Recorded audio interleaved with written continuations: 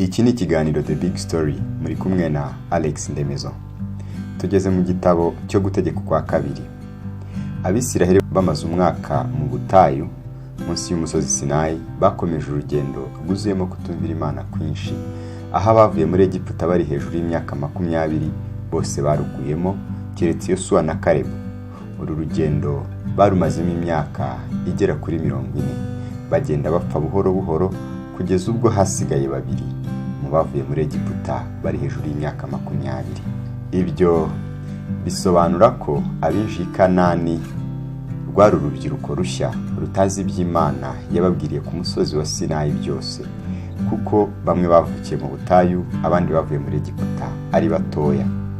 Mose rero muri iki gitabo cyo gutegeka kwa kabiri asubirira muri rwa rubyiruko rwagiye rukura muri ba bantu bashyashya bavuye muri Egiputa bari munsi y'imyaka 20 ndetse n'abavukiye mu butayu, abasubiramo amategeko Imana yabahereye ku musozi wa Sinayi.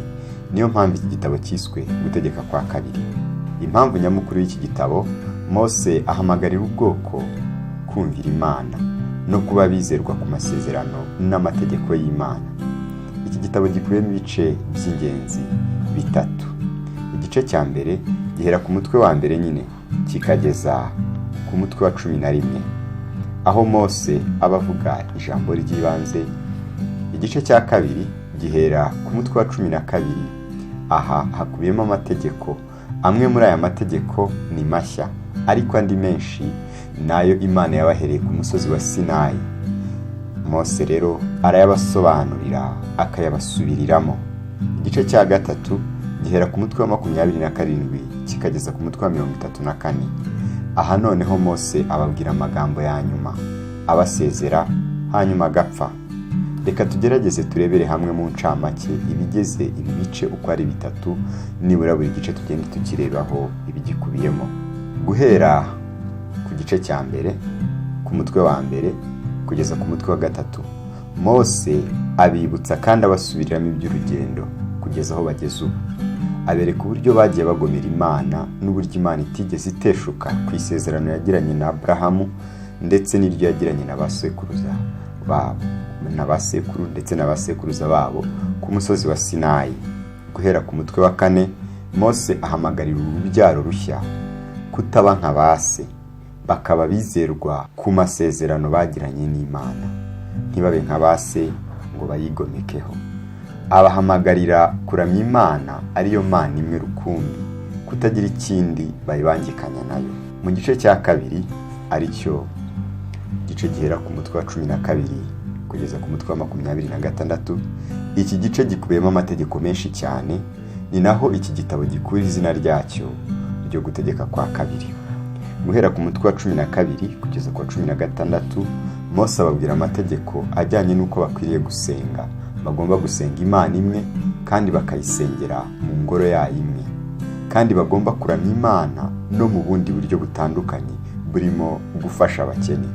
Aha twibuke yuko ubu bwoko bugiye kwinjira mu gihugu Imana yabasezeranije, kandi iki gihugu bagiye kujyamo bagiye gusangamo abanyamahanga baramya izindi mana. Imana irashaka ko ubu bwoko bugira itandukaniro hagati yabwo n'andi moko abakikije. Bumwe muri ubwo buryo bugomba kugaragaza itandukaniro harimo gufasha abakene n'ubuzima bwabo bakwiye kubaho butandukanye n'ubw'abasenga biriya bigirwamana bindi. Twibuke ko abangaba ari ubwoko Imana yatoranije kugira ngo babe ubwoko bw'abatambyi. Muri make bisobanura yuko ari bwo bwoko buhagarariye Imana ku isi.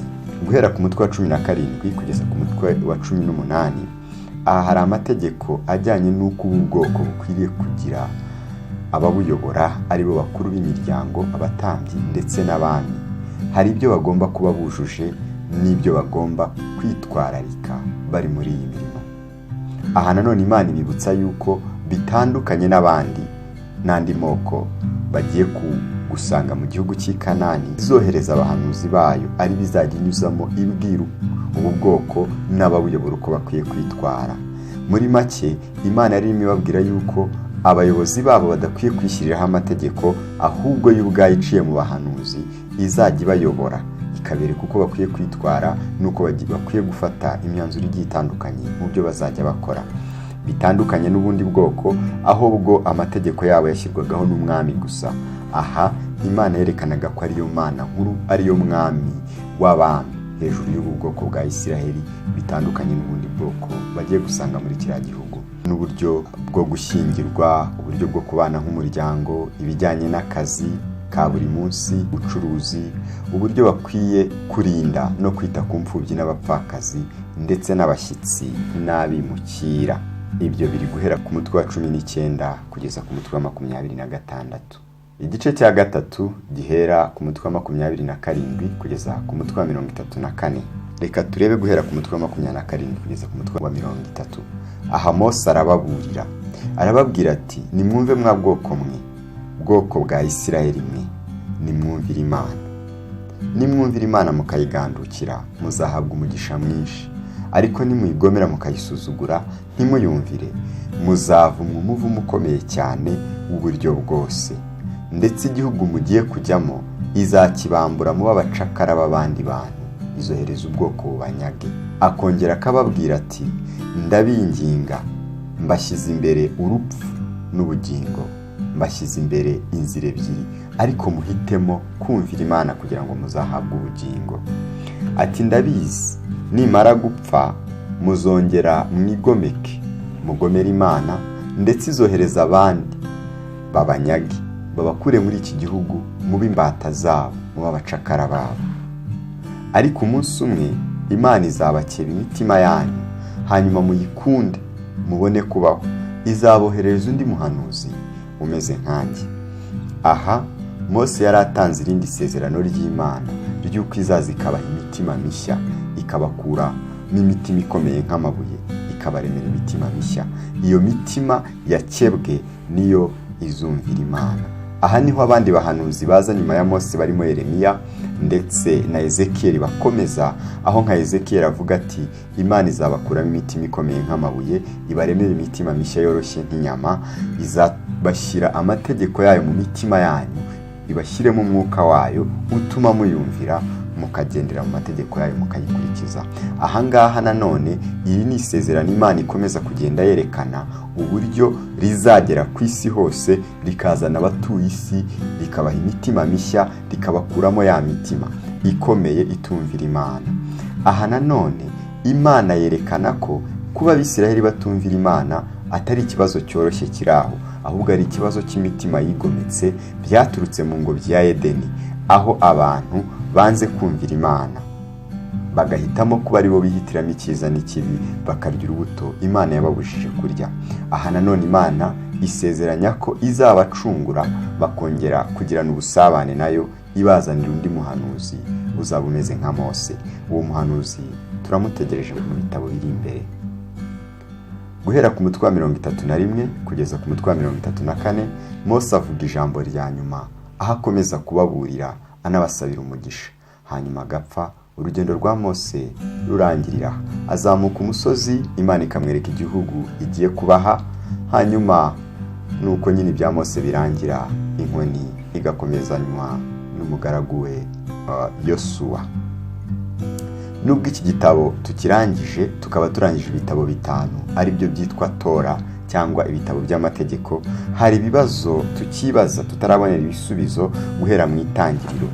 Kimwe muri ibyo bibazo ni iki ngiki: ni ryari uzabyarwa n'umugore gusa, nta mugabo wabigizemo uruhare, azaza kunesha Satani, rwa rubyaro Imana yasezeranyije mu itangiriro 3:15?